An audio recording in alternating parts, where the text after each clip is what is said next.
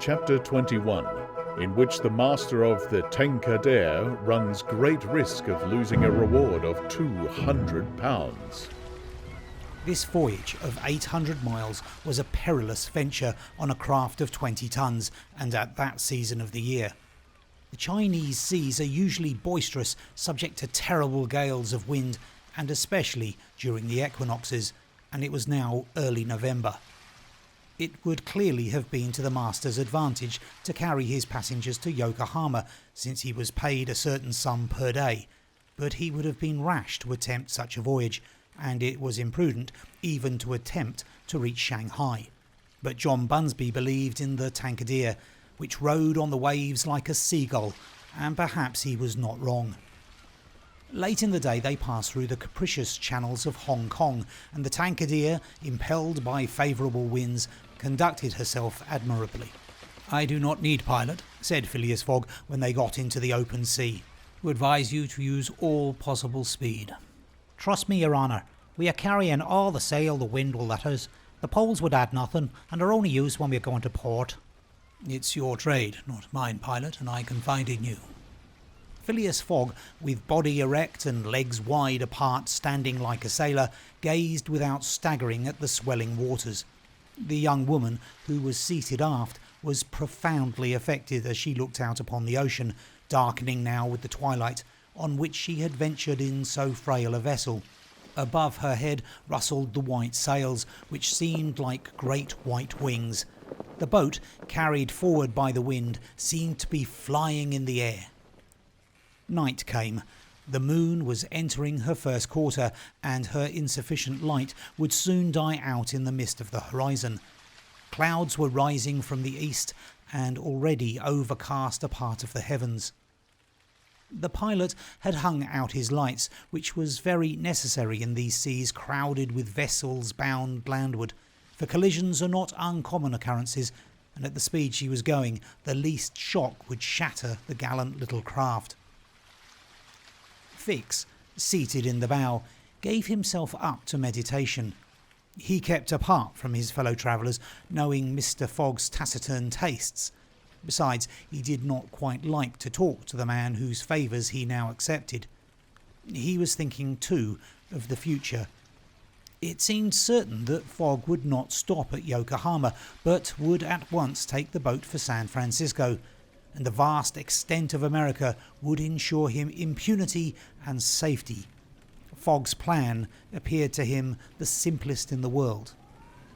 Instead of sailing directly from England to the United States like a common villain, he had traversed 3/4 of the globe so as to gain the American continent more surely, and there, after throwing the police off his track, he would quietly enjoy himself with the fortune stolen from the bank. But, once in the United States, what should he, Fix, do? Should he abandon this man? No, 100 times no. Until he had secured his extradition, he would not lose sight of him for an hour. It was his duty, and he would fulfil it to the end. At all events, there was one thing to be thankful for. Passepartout was not with his master, and it was above all important, after the confidences Fix had imparted to him, that the servant should never have speech with his master. Phileas Fogg was also thinking of Passepartout, who had so strangely disappeared. Looking at the matter from every point of view, it did not seem to him impossible that, by some mistake, the man might have embarked on the Carnatic at the very last moment, and this was also Aouda's opinion, who regretted very much the loss of the worthy fellow to whom she owed so much. They might then find him at Yokohama, for if the Carnatic was carrying him thither, it would be easy to ascertain if he had been on board. A brisk breeze arose about 10 o'clock, but though it might have been prudent to take in a reef, the pilot, after carefully examining the heavens, let the craft remain rigged as before. The Tankadere bore sail admirably, as she drew a great deal of water, and everything was prepared for high speed in case of a gale. Mr. Fogg and Aouda descended into the cabin at midnight, having been already preceded by Fix, who had lain down on one of the cots. The pilot and crew remained on deck all night. At sunrise the next day, which was the 8th of November, the boat had made more than 100 miles. The log indicated a mean speed of between 8 and 9 miles. The Tankadere still carried all sail and was accomplishing her greatest capacity of speed. If the wind held as it was, the chances would be in her favour. During the day she kept along the coast, where the currents were favourable. The coast, irregular in profile and visible sometimes across the clearings, was at most 5 miles distant. The sea was less boisterous, since the wind came off land, a fortunate circumstance for the boat, which would suffer, owing to its small tonnage, by a heavy surge on the sea. The breeze subsided a little towards noon and set in from the southwest. The pilot put up his poles, but took them down again within 2 hours as the wind freshened up anew. Mr. Fogg and Aouda, happily unaffected by the roughness of the sea, ate with a good appetite. Fix being invited to share their repast, which he accepted with secret chagrin. To travel at this man's expense and live upon his provisions was not palatable to him. Still, he was obliged to eat, and so he ate. When the meal was over, he took Mr. Fogg apart and said, "Sir." This "sir" scorched his lips, and he had to control himself to avoid collaring this gentleman. "Sir, you have been very kind to give me a passage on this boat, but though my means will not admit of my expending them as freely as you, I must ask to pay my share." "Let us not speak of that, sir," replied Mr. Fogg. "But if I insist—" "No, sir," repeated Mr. Fogg in a tone which did not admit of a reply. "This enters into my general expenses." Fix, as he bowed, had a stifled feeling, and going forward where he ensconced himself, did not open his mouth for the rest of the day. Meanwhile they were progressing famously, and John Bunsby was in high hope. He several times assured Mr. Fogg that they would reach Shanghai in time, to which that gentleman responded that he counted upon it. The crew set to work in good earnest, inspired by the reward to be gained. There was not a sheet which was not tightened, not a sail which was not vigorously hoisted, not a lurch could be charged to the man at the helm. They worked as desperately as if they were contesting in a royal yacht regatta. By evening, the log showed that 220 miles had been accomplished from Hong Kong, and Mr. Fogg might hope that he would be able to reach Yokohama without recording any delay in his journal, in which case the many misadventures which had overtaken him since he left London would not seriously affect his journey. The Tankadere entered the Straits of Fokien, which separate the island of Formosa from the Chinese coast, in the small hours of the night, and crossed the Tropic of Cancer. The sea was very rough in the straits, full of eddies formed by the countercurrents, and the chopping waves broke her course, whilst it became very difficult to stand on deck. At daybreak, the wind began to blow hard again, and the heavens seemed to predict a gale. The barometer announced a speedy change, the mercury rising and falling capriciously. The sea also, in the southeast, raised long surges which indicated a tempest. The sun had set the evening before in a red mist, in the midst of the phosphorescent scintillations of the ocean. John Bunsby long examined the threatening aspect of the heavens, muttering indistinctly between his teeth. At last he said in a low voice to Mr. Fogg, "Shall I speak out to your honour?" "Of course." "Well, we're going to have a squall." "Is the wind north or south?" asked Mr. Fogg quietly. "South. Look, the typhoon is coming up."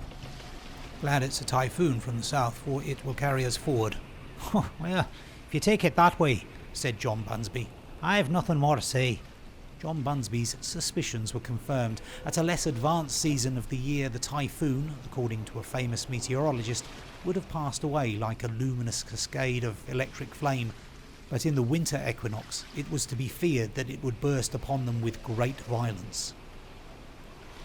The pilot took his precautions in advance. He reefed all sail, the pole masts were dispensed with, all hands went forward to the bows. A single triangular sail of strong canvas was hoisted as a storm jib, so as to hold the wind from behind. Then they waited. John Bunsby had requested his passengers to go below, but this imprisonment in so narrow a space with little air and the boat bouncing in the gale was far from pleasant. Neither Mr. Fogg, Fix nor Aouda consented to leave the deck. The storm of rain and wind descended upon them towards 8 o'clock. With but its bit of sail, the Tankadere was lifted like a feather by a wind, an idea of whose violence can scarcely be given. To compare her speed to 4 times that of a locomotive going on full steam would be below the truth. The boat scudded thus northward during the whole day, borne on by monstrous waves, preserving always, fortunately, a speed equal to theirs. 20 times she seemed almost to be submerged by these mountains of water which rose behind her, but the adroit management of the pilot saved her. The passengers were often bathed in spray, but they submitted to it philosophically. Fix cursed it, no doubt, but Aouda, with her eyes fastened upon her protector, whose coolness amazed her, showed herself worthy of him and bravely weathered the storm. As for Phileas Fogg, it seemed just as if the typhoon were a part of his programme. Up to this time, the Tankadere had always held course to the north, but towards evening the wind, veering 3/4, bore down from the northwest.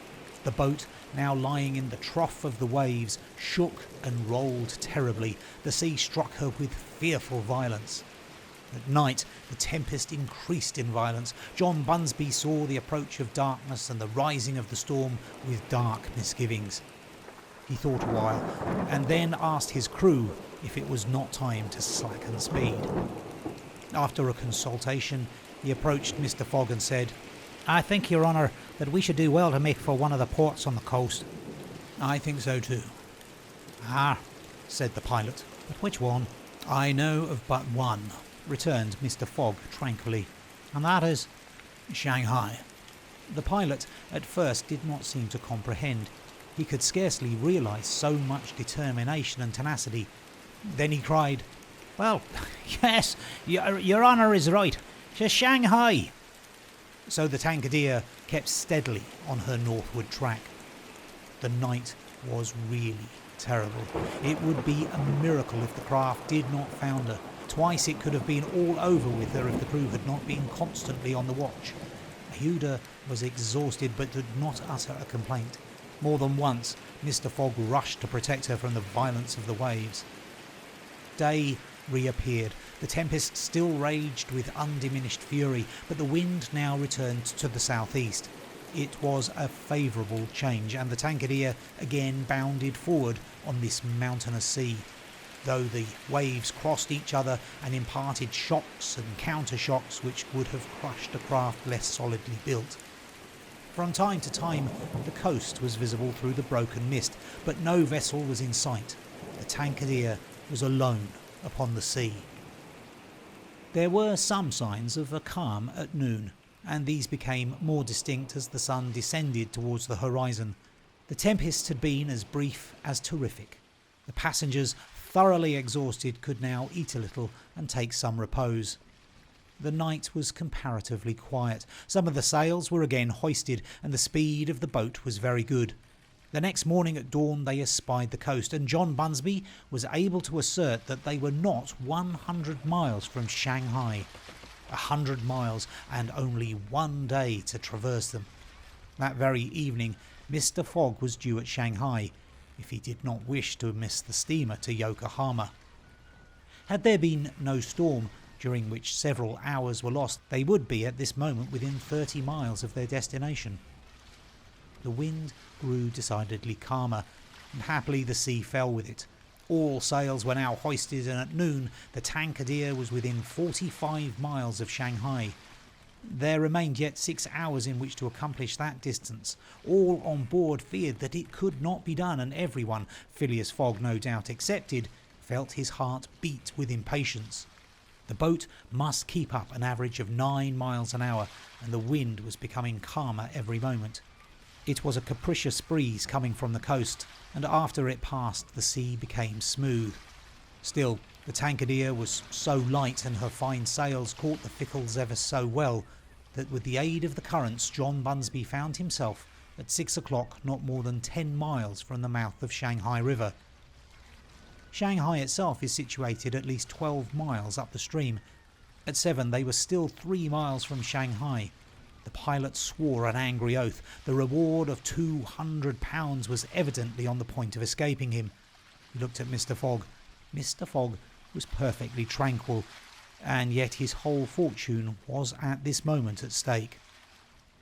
At this moment also a long black funnel, crowned with wreaths of smoke, appeared on the edge of the waters. It was the American steamer, leaving for Yokohama at the appointed time.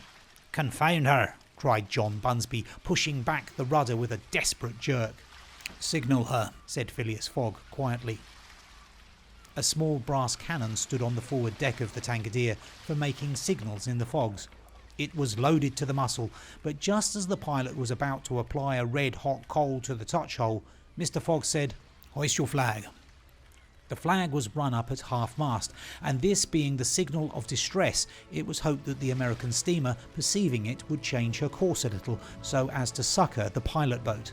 "Fire," said Mr. Fogg, and the booming of the little cannon resounded in the air.